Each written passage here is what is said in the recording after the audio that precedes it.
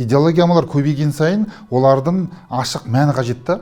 Не үшін оның бәрі айтылып жатыр дегенде. Біздің елімізде халықты біріктіретін ұлттық идеология жоқ дейді. Біз қайда бағыт алып бара жатырмыз? Біздің негізгі ұстанымдарымыз қандай? Жақсы идея ма? Күлпаш апамыз түсіне ме? Түсінеді. Сәбит ағамыз түсіне ме? Түсінеді. Вот, мен сол үшін жұмыс істеймін. Қағидаттардың барлығы осы жарлыққа енгізілгені оған саяси салмақ бере ме? Ол біздің жауапкершілік. Соны түсіндіру керек халыққа. Оны халық қабылдамайтын сияқты. Азаматтық қоғам деген мәселеде келген кезде біз сынауға ғана дайын тұрамыз. Бұл сөз бостандығына бір шектеу болмай ма деген сұрақ. Оны қолдау керек. Өйткені қауіпсіздік ол әрине ол әрбір адамға қатысты нәрсе. Қанша уақыт қажет деп ойлайсыз осының идеалды түрде жүзеге асуына? Көп уақыт керек емес. Тіпті мен айтар едім, 5 жылдың өзі жеткілікті болуы мүмкін. Қарашаның 5-і президент Тоқаев пен Қазақстан Республикасы ішкі саясатының жаңа ережелері, қағидаттары мен бағыттары бекітілді. Құжатта осыған дейін айтылып жүрген және іске асырылып жатқан қағидаттардан бөлек ұлттық құндылықтар, қоғаммен диалогтан бастап ақпараттық саясатқа дейінгі басым бағыттар бекітілген. Сұрақ 1, бұл құжат өмірімізді қалай өзгертеді, әлде өмірсіз құжатқа айнала ма? Армысыз ардақты ағайын, сіздермен бірге сарапшы бағдарламасы және бүгін бізде қонақта саясаттанушы Қазбек Майгелдинов. Қош келдіңіз. Қош көрдік. Осы құжатты ішкі саясаттың барлық бағыттарын, қағидаттарын, ережелерін бір жерге тоғыстыратын тұжырымдамалық құжатты қабылдаудың бүгінде бір аса қажеттілігі, маңызы бар деді. Неліктен дәл осы бүгін бұл қажет болды және осыған дейін ішкі саясат қалай жүзеге асырылды, қандай өзгеріс бізді күтіп тұр? 2019 жылы бізде саяси транзиттің бір айқын көрінісі болды. Президенттік сайлау болды одан кейін. Нәтижесінде Қасым-Жомарт Кемелұлы келгелі бізде қоғамда жаңа саяси бағдар қандай болады, біздің Қазақстанның енді стратегиялық бағыттары бұрынғыдай жалғаса ма, жаңа көзқарас бола ма? Әсіресе 2022 жылғы қаңтар оқиғасынан кейін осындай сұраныстар қоғамда көбейіп кетті. Нәтижесінде біз не көрдік? Бізде ішкі саясатта түрлі саяси идеологиялар, түрлі саяси бағытты айқындайтын жаңа лозунгтар пайда болды. Ол қандай? Біріншіден әрине бұл жаңа Қазақстан деді. Одан кейін оны біз әділетті Қазақстан дедік. Одан кейін халық күніне құлақ асатын мемлекет деген ұғым пайда болды. Халық пен қоғам арасында, билік пен қоғам арасындағы байланысты нығайту мәселесінде. Одан кейін адал азамат, заң мен тәртіп. Көрдіңіз бе? Яғни идеологиялар көбейген сайын олардың ашық мәні қажет та.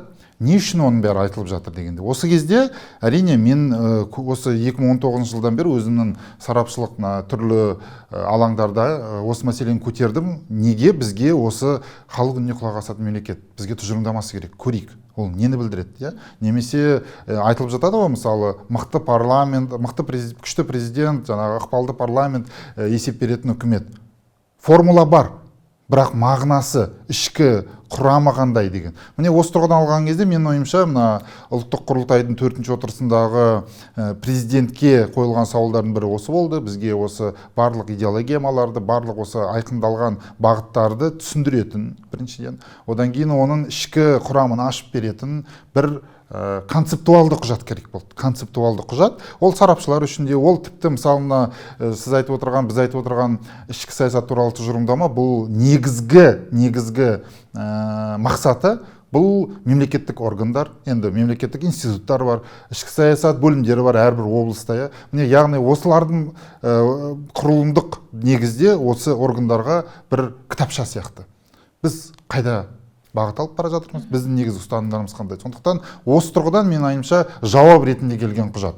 Ал енді мен бұл жердегі бір айта кететін басты мәселе бар. Ол бізде саясаттанушылар ортасында саяси идеологияның негізгі формуласы да бар. Ол әуелі трактат болу керек, яғни бір еңбек болу керек, ашып көрсететін мәселені. Одан кейін бағдарлама болу керек. Ол жаңағы айтылған идеяны, идеология дегеніміз не жалпы? Идеология дегеніміз ол әуелі идея айтылу керек, ол бағдарламаға ену керек, одан кейін қалың бұқараға тарау керек. Қазіргі таңда біз ортаңғы деңгейде көріп отырмыз. Бағдарлама, құжат қабылданып отыр, ары қарай халыққа. Бірақ тарих көрсеткендей бізге негізгі еңбексіз, мысалы қараңыз, кеңес үкіметі кезінде Маркс пен Энгельс әрбір жаңағы қабырғада тұрды. Капитал немесе кеңес үкіметін алмай ақ қояйық, ақш-ты алайық. Адам Смит, Economics, нарықтық экономиканың негізі жазылған.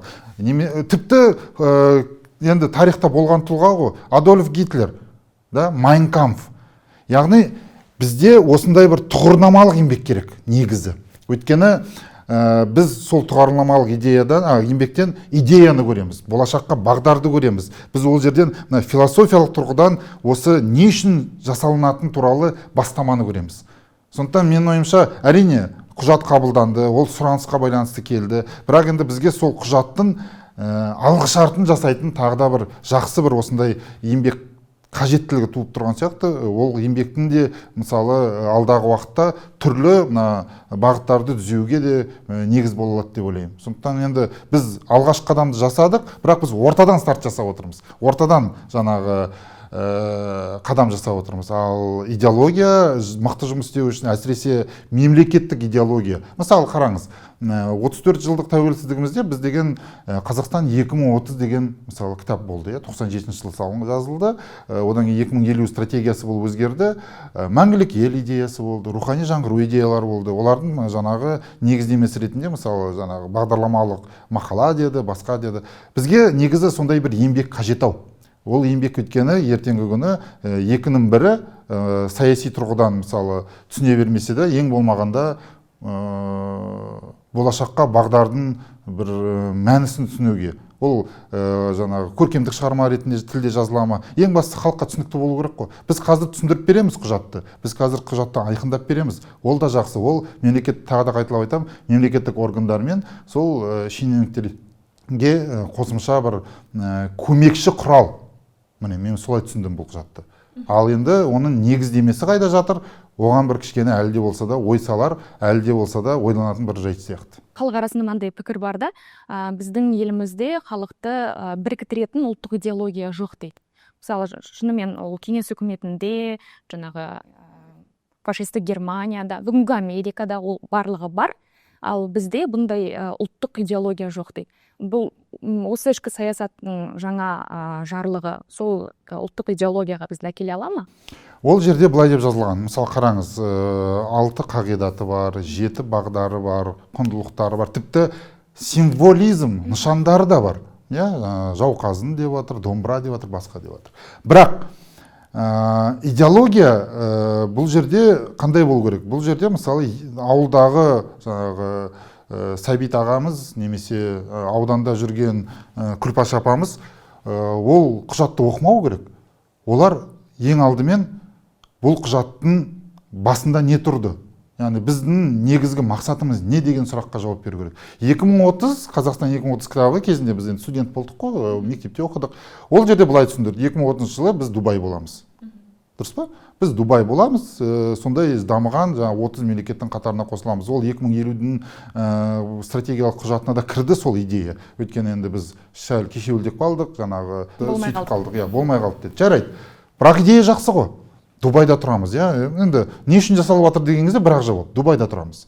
Кеңес үкіметінде жаңағыдай капитал басқа да ол деген социалистік қоғам құру туралы идея болды ғой. Социализм, кемелденген социализм деген идея болғанымен басты идея басқа да болды. Яғни барлығымыз тең боламыз, барлығы бізде тегін болады, барлығы керемет болады деген сияқты.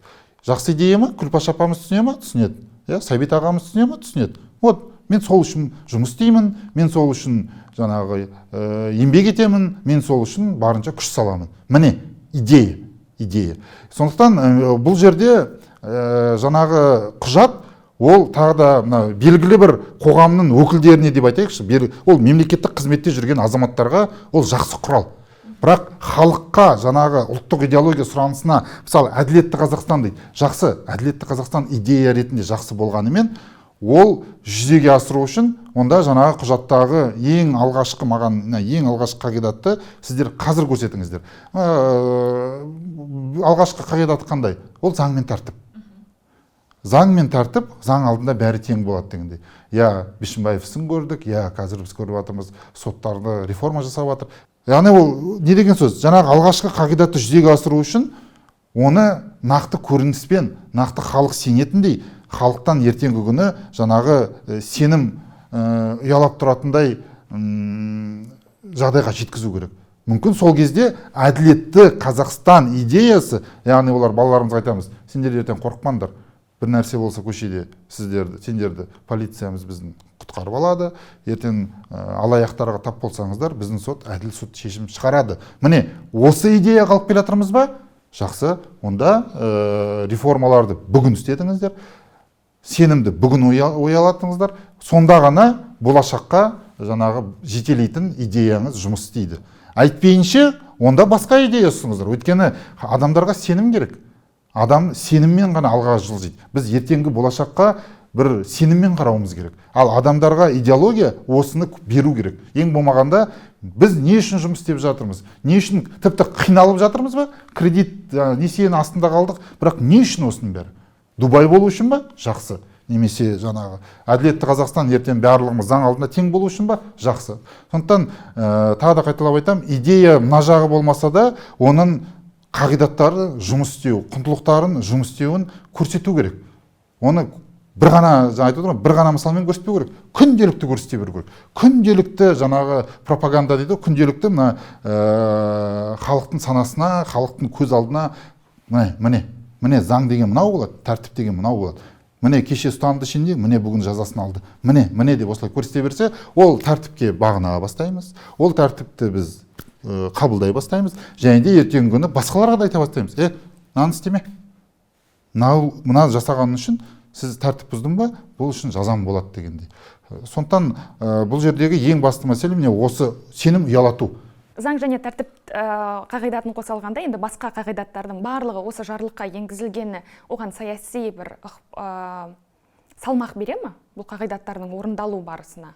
Әрине. Менің ойымша, мысалы қараңыз, ол жердегі ең былайша айтқан кезде қазіргі қажет қағидаттар, ол соңғы екі қағидат. Ол адал азамат, таза Қазақстан.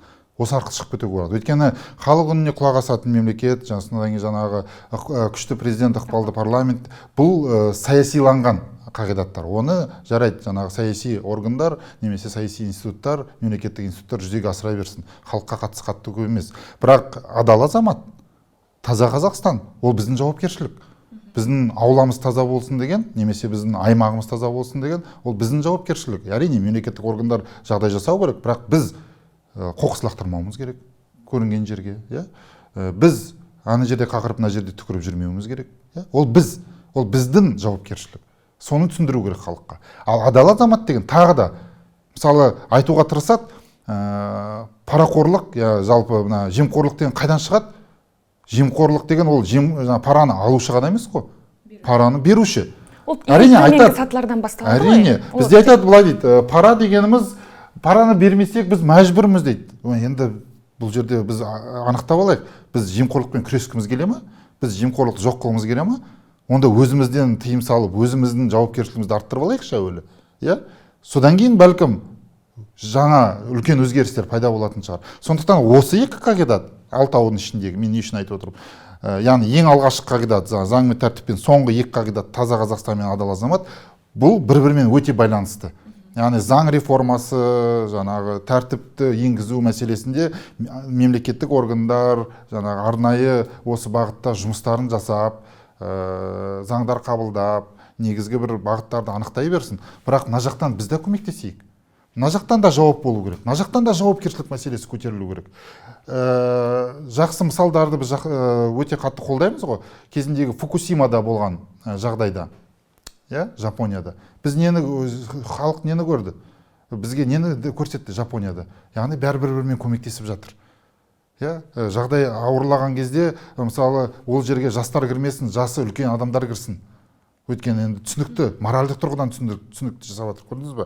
Сосын жаңағы залалдарын кетіру бойынша да барлығы деген күтпей қашан мемлекет бізге жаңағы құтқарушылар жібереді демей, өздері де бізде ол бар. Пандемия кезінде көрдік қой. Бізде ондай бір-бірімізді қолдау деген басқа да бар. Бірақ біз оны белгілі бір кезде тоқтап қаламыз. Белгілі бір кезде дамытпай қоямыз. Бәлкім бізге міне осындай мәселелерді көбірек дәріптеу керек. Дәріптеу мәселесіне де қатты назар аудару керек. Айтып қана қоймай, таза Қазақстан деген ол кеше президентпен бірге ағаш отырғызу емес. Ол ағаш отырғызуды күнделікті жалғастырыңдар. Немесе аула тазалығы ма? Аула тазалығына тек қана сенімділікті күтпей, күнделікті сол аула тазалығына назар аударыңдар дегендей. Осы мәселелерді қағидатты жаңа сіз айтқандай жүзеге асыруда екі жақты жауапкершілікті де баса назар аудару керек. Осыған да көбірек көңіл бөлу керек. Сосын менің ойымша бұл жерде жоспар да керек. Енді жоспар біз үшін емес, мен өзім тәжірибемде бар, басты құжат орталықта қабылданғанмен оны түсіндірме жұмысы қосымша бір жоспар, қосымша бір кеңірек айтылған бір құжат ретінде әсіресе аймақтарға беру керек. Бізде жалпы түсіндірме жұмысы, үгіт насихат, сосын жаңағы дәріптеу деген бекер айтып отырған жоқпын. Үгіт насихат пен дәріптеу ол әрдайым жүріп отыру керек. Ол идеологияның негізгі құралы. Идеология деген солай жұмыс істейді. Идеология деген ол күнделікті жаңағы бір белгілі бір жоспармен ақпараттық кеңістікте болсын, жалпы осы жүріп отыру керек. Сөйтіп қана оның жаңағы жүзеге асыру болады. Ол күнделікті үздіксіз жұмыс. Әсіресе идеология бағытында. Идеология, ұлттық идеология деп мысалы айтқан кезде жаңағы айтылған толық адам деген, мысалы Абайдың айтқан толық адамы. Оның барлығы бізде бар ғой. Оның барымыз кемшіліктері де ол да бар. Бірақ соны біз күнделікті айтып отырсақ, соны біз күнделікті дәріптеп отырсақ, соны біз күнделікті талқылап отырсақ, онда бәлкім оның да жүзеге асуындағы жауапкершілік мәселесінде көп жақты жауапкершілік пайда болады шығар. Бізде азаматтық қоғам деген мәселеде келген кезде біз сынауға ғана дайын тұрамыз. Ұсыныс беру кезінде ұсыныстың өзін революциялық ұсыныс беруге дайын тұрамыз. Бірақ енді көріп отырмыз ғой, қазіргі ішкі тұрақтылық пен бірлік ең қымбат бір құндылықтардың біріне айналып отыр ғой. Тәуелсіздік дейміз, тәуелсіздігіміздің сақталуы, жаңағы әлемдегі қазіргі мысалы қақтығыстардың барлығын көру. Біз көрмесек те біздің ұжымдық санамызда ол бар. Біз ашаршылықты көрген халықтың ұрпағымыз, біз соғысты көрген халықтың ұрпағымыз, біз азаматтық соғысты көрген халықтың ұрпағымыз. Көрдіңіз бе? Оның барлығы өткен, сол қайталанбасын деп жеткізген. Енді соны қайталанбасы үшін біз жауапкершілігімізді кішкене арттыра түсейік. Қиындыққа кішкене түзесейік, аз да болса да шыдай түсейік деген сияқты идеяларды бір дұрыс бағытпен айту керек. Дұрыс нышанмен айту керек. Не үшін керек бұл? Тұрақтылық не үшін керек? Мен қазір мысалы байқап отырған бізде ақпараттық кеңістікте түрлі Қабатовтардың басқа да бір өсек аяңға толы ақпараттар басып кетіп жатыр. Оның орнын толтыратын бізде жаңағы құжаттың негізінде жасайтын әрекеттер бар, жоспар бар. Неге көрсетпейсіздер? Неге айтпайсыздар? Халық қабылдамайтын сияқты. Қабылдамау үшін көрдіңіз бе? Бұл жеткізіп бере ол да түсінікті, бірақ саяси сана. Мен мысалы өзімнің әлеуметтік желімде саяси тақырыптарды айтсам, 5-6-10 лайк. Андай күлкі тойлардың видеосын қойсам, 10 мыңға дейін кетіп қалады. Бірақ оның екі ортасында екі жаққа да ұнайтын бір жақсы контент бар. Мысалы, Димаш. Димаш деген ол тек қана біздің ұлттық құндылығымыз немесе ұлттық мақтанышымыз емес. Сіз қараңыз, Димаштың әке-шешесі қалай өз-өзін ұстайды. Димаштың өзі қалай сөйлейді. Тектілік деген қандай? Ол тектілік деген ол да тәрбие. Көрсетіңіздер осыны.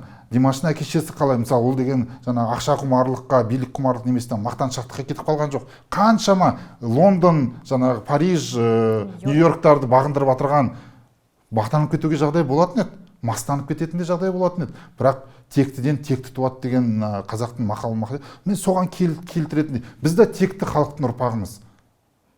Сол текті халықтың ұрпағы екендігінде дәріпте. Жаңа сіз айтпақшы, біз деген сондай қысқа видео, қызықты нәрсеге құмар болсақ, көрсетіңдер сол Димаш арқылы.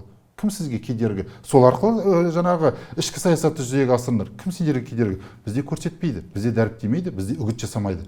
Үгіт, насихат, дәріптеу күнделікті жүретін болса, жаңа сіз айтқандай, күнде халық көре берсе, күнде адам жаңағы тиктогында, инстаграмда жаңағыдай контенттер көбейе беретін болса, үйреніп кетеді. Жаңағы илана бастайды. Осы үлгіге осылай жасайық деп, олар да әрекет жасай бастайды. Жасамайды бізде. Осыған дейін айтып кеттіңіз ғой, осы жарлықта жаңағы ұлттық құндылықтар, әсіресе тәуелсіздік, бейбітшілік, ынтымақ деген енді сөздер алынып, олардың мағынасы берілді. Оны осы бір ішкі саясаттың жарлығына кәдімгідей бір тарау бөліп жазудың қаншалықты қажеттілігі бар еді. Осы арқылы сіз айтып отырған үгіт насихаттап халықтың санасына жеткізу ма, әлде бұның бір басқа мағынасы бар ма? 2000 жылдарға дейін бізде 86 жылғы оқиғаға байланысты, одан кейін тәуелсіздіктің қалай қиналғандығы, тәуелсіздік кезіндегі шешімдер туралы деректі фильмдер, бағдарламалар көп болатын. Өйткені шын мәнінде тәуелсіздіктің оңай алынбағандығы, тәуелсіздіктің шын мәнінде артында қаншама қиын сәттер болғандығы туралы. Қазір оны ұмытты. Қазір тәуелсіздікті ол бар нәрсе сияқты қабылдайды. Ол мен туралы айтып тұрған жоқпын. Қазіргі мына жаңа ұрпақтар дейді, Z ұрпақтары дейді, жаңағы альфа ұрпақтары шығып келеді. Олар түсінбейді. Ол туғанда біз тәуелсіз болып тудық, өмір бойы тәуелсіз болдық деген мәселе бар. Ол яғни біз деген мына тәуелсіздіктің қаншалықты тәтті, қымбат, соншалықты оңай алынбаған бір ұғым немесе бір сондай қасиет екеніне оның бағасы төмендеп кетті, түсіп кетті. Одан кейін этносаралық деген мәселе.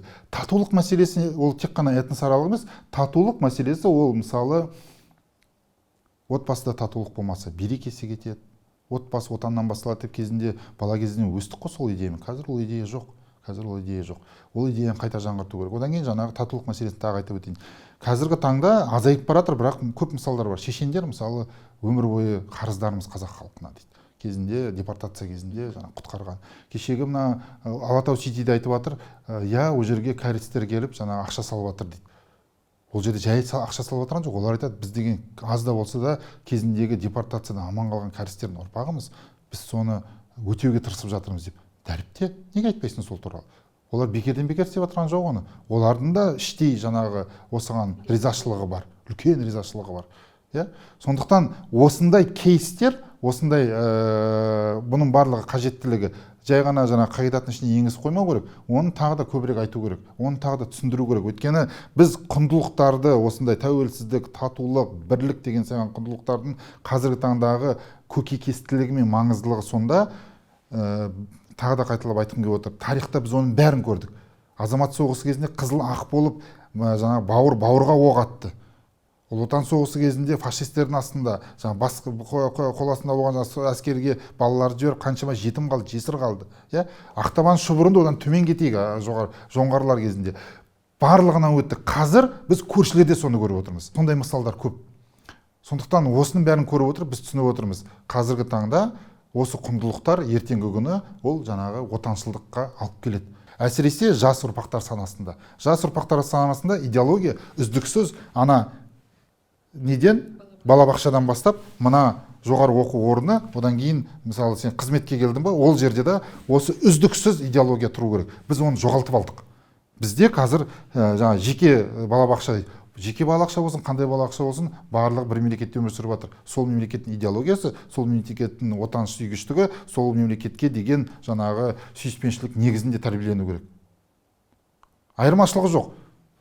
Жеке ма, немесе мемлекеттік па? Идея осы үздіксіздікті қалыптастыру керек. Ол аймақтарда, ол ауылда, ол ауданда, ол қалада, барлық жерде болу керек. Міне, сіз айтқан құжаттағы құндылықтардың қалайша әсер ету мәселесі осында жатыр. Көрдіңіз ба? Оны тағы да ананы әкімдік істеу керек, ананы министрлік істеу керек. Тағы да болмайды. Олай болмайды. Ол мен айтқан сізбен біз. Сіз деген жауапкершілігі шектеулі серіктестіктің басшысыз ба? Немесе сіз деген жеке кәсіпкерсіз ба? Қол астыңызда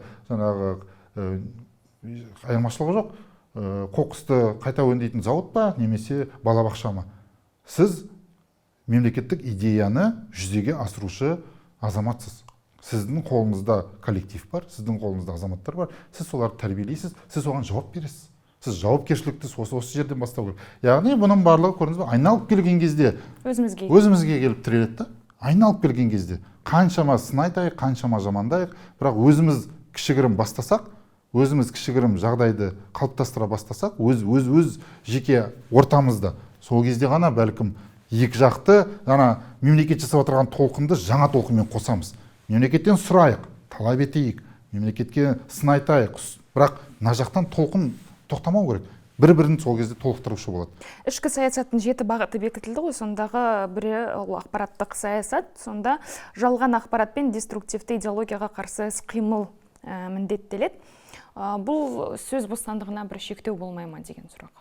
Бұл жерде шектеу емес, біз бұл жерде бірақ нәрсені түсінуіміз керек. Егер ол қоғамға, азаматқа, мемлекетке залал тигізетін кері әсерін беретін үдеріс болса, әсіресе деструктивті, енді біз түсініп отырмыз ғой, терроризм, экстремизм жаңағы мәселелері ол күн тәртібінен түскен емес ешқашанда. Қазір әлемде де барлық жерде де ол мәселе үлкен қауіпсіздік мәселесіндегі басты тақырыптардың бірі. Сондықтан біздің тараптан, мемлекет тарапынан осындай қадағалаудың, осындай негізгі тыйым салудың немесе жаңағы мұндай бағыттарды жол бермеу туралы жасалып жатқан қадамдары, оны қолдау керек. Өйткені қауіпсіздік ол әрине ол әрбір адамға қатысты нәрсе. Ертеңгі күні жаңағы деструктивті ілімдердің, ағымдардың ішіне кіріп кетпеу, жаңағы нәтижесінде деген түрлі қылмыстарға бару, басқа да. Сондықтан бұл жерде мен бір жақты айтамын, бұл болу керек, бұл қатаң қадағалану керек. Өйткені оның әсері, оның жаңағы одан болатын қандай да бір залал өте жоғары, өте қауіпті. Ол қауіпті біз болдыртпауымыз керек. Сондықтан бұл бағыттағы, бұл жаңағы қандай да бір шектеу басқа да емес, бұл нақты қауіпсіздікті қамтамасыз ету, тәртіпке бағыну керек. Мұндай жағдайда бағыну керек, және де заң жүзінде тосқауылдар қойылу керек деп есептеймін. Бұл өте қазіргі таңда қоғам ауруына айналып кетуге дайын тұрған нәрсе. Дінмен ойнап керек емес. Я біз зайырлы мемлекетпіз, я бізге дін бостандығы бар, бірақ нақты жаңағы кері бағыттағы, теріс бағыттағыларға біз әрине қадағалау жасау керек. Мемлекет бұл тұрғыдан әрине қолына өзінің бақылауынан жіберіп алмау керек. Бұл мәселе менің ойымша ешқандай жаңағы қандай да бір күмәнға келмеу керек сияқты. Алғаш рет ұлттық нышандар бекітілді. Ұлттық кітап, тіпті хэштегтерге дейін бар. Бұл бір ұлттық кодты қалыптастыру, брендті қалыптастыру ма? Және бұл нышандар енді алдағы уақытта қалай қолданылу керек деген сияқты. Бұл қандай бір шынымен брендке айналуы керек? Жұмысты қалай елестетесіз? Қазақстанның тұрғыны, Қазақстан азаматы, Қазақстан деген мемлекетте тұрғаннан кейін бізде мақтаныш болу керек. Мақтаныш. Біздің намысымызды көтеретін, жалпы біздің осы мемлекеттің азаматы ретіндегі бізді бір айғақтайтын нәрселер ол болу керек менің ойымша. Және де ол жаңағы біздегі көк туымыз мысалы, домбырамыз, біздің домбыра күнін атап өтудің өзінің астында үлкен мән жатыр деп ойлаймын. Сондықтан ұлттық нышандарды ол брендке айналдырудан бұрын оны біздің жаңағы жоғарыда тағы да бас айттық қой, отансүйгіштік, патриотизмден қайдан пайда болады. Бұл нышандардың да көмегі бар. Нышандар ол әрине біздің ішкі түйсігіміздегі міне спортта болсын, алға Қазақстан, осындай ұрандардың болуы, немесе домбыраның үні шыққан кезде іштегі бір рухтың көтерілуі, оның барлығы керек нәрсе, және де оны бекіткенде, көрсеткенде бізде ұмыту деген қазір шын мәнінде үлкен бір процеске айналып барады. Біз ұлттық құндылықтарымызды осылай қалыптастыру мәселесінде кітап оқымайды қазір, көбінесе тарих мәселесінде де көпке жоғалып жатыр. Енді сондай технологиялық заманда өмір сүріп жатырмыз, бірақ соның өзінде біз негізгі трек бола алатын хэштег па әлеуметтік желіде, оның барлығы біз еске салып отыру. Не үшін, қалай, қайда тұрып жатсың, кімсің сен? Сен қазақстандықсың ба, қазақтандықпын дей ма, қазақпын дей ма? Қазақпыз ғой енді бәріміз. Осылай айту үшін оның бір несі болу керек, трегі болу керек та, осындай нышан сияқты. Ою өрнек, жаңа басқа. Оның ішінде мысалы жайдан жай айтылған, кең даламызда жауқазын өсіп жатыр. Ол да біздің бір белгілі бір символикамыз. Сондықтан осындай символикалар керек. Символизм жалпы керек. Өйткені символ деген ол біздің белгілі бір біздің қатыстығымызды көрсететін. Айдентика дейді ғой, соны еске салу. Біздің қатыстығымыз, біз қатыстымыз осыған. Бұл біздікі. Мен қазақпын дейді, сол сияқты. Сондықтан ол керек. Ол әрине айтылу керек. Және де оны да дәріптеуге келіп тұр ғой, бәрі сол жаңағы хэштег арқылы көбірек айтып енгізуіміз керек. Ол бренд бола ма, болмай ма, ол бір бөлек. Ең бастысы ол барлығымызға ортақ. Ол біз жаңағы ұлтымызға, тілімізге, басқаға қатысы жоқ. Шын мәнінде ортақ нәрсе. Сондықтан ортақ символика, керісінше символика бір ортақтықты, қатыстықты арттыратын бір элемент. Оны әрине ол болғаны дұрыс. Және де оны көрсетуіміз керек. Мынау біздікі дегендей. Енді осы ішкі саясат 100% идеалды түрде жүзеге асқаннан кейін біз соның асқандығын қалай түсіне аламыз, және сіздің ойыңызша бүгінгі қоғамда, біздің халықтың мысалы пікірлерін де, жаңағы мінез құлқын да жақсы білесіз, одан бөлек қазіргі биліктің жасап жатқан іс-әрекеттерін барлығын біріктіріп алғанда жалпы қанша уақыт қажет деп ойлайсыз осының идеалды түрде жүзеге асуына? Бізде мына уақыт меншігіндегі бір нәрсе бар, ол егер айтылған, жазылған, қабылданған құжат болсын, шешім болсын, жүзеге асу үшін көп уақыт керек емес. Көп уақыт керек емес. Тіпті мен айтар едім, 5 жылдың өзі жеткілікті болуы мүмкін. 5 жылдың өзі жеткілікті болатын. Өйткені ол жүзеге асырудың басты тетігі, жүзеге асырудың басты кепілі, оны жүзеге асыру. Болды. Ол формула оңай ғой. Өйткені жүзеге асыру дегеніміз, ол бізде деген мынандай ұғым бар, оны жаңағы реформа жасау үшін уақыт керек, ананы істеу үшін мынау керек деп. Біз көріп отырмыз ғой, оның барлығын жасау үшін шын мәнінде ниетпен нақты әрекет болса, әрекет болмай қарекет жоқ дейді ғой. Нақты іс-әрекет жасалатын болса, ол жүзеге асады.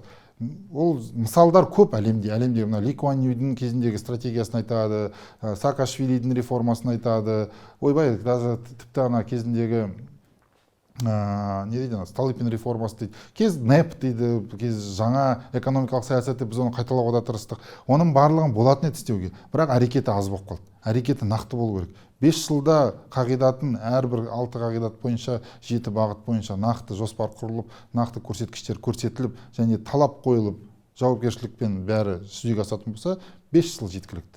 Көп уақытты айтпай-ақ қойын, 5 жыл жеткілікті. Бірақ оның барлығы қатаң түрде болу керек. Мен бұрын осы сөздегі көп қолданылмайтын, бірақ қазір мен түсініп отырғаным, өзгерісті бел омыртқадан нақты морт еткізіп, сындырып жүзеге асыру үшін нақты қадамдар керек, қатаң қадамдар керек. Өйткені уақыт деген тым тез өтіп жатыр.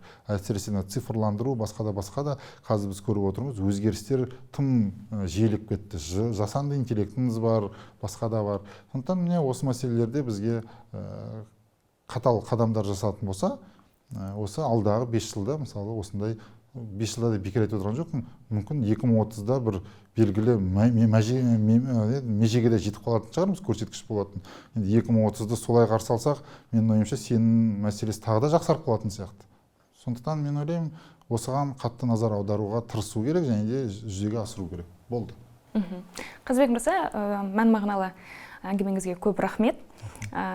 Шынымен осындай бір әділетті Қазақстанға қол жеткіземіз десек, онда жауапкершілік алып, сізбен бізде сол бағытта әрекет жасайық. Құрметті көрермен, ой талқыға өздеріңізде қосылып отырыңыздар, комментарийде пікірлеріңізді қалдырыңыздар, лайк басып, егер арнамызға жазылмасаңыз, жазылыңыздар. Сіздердің қолдауларыңыз бізге ауадай қажет.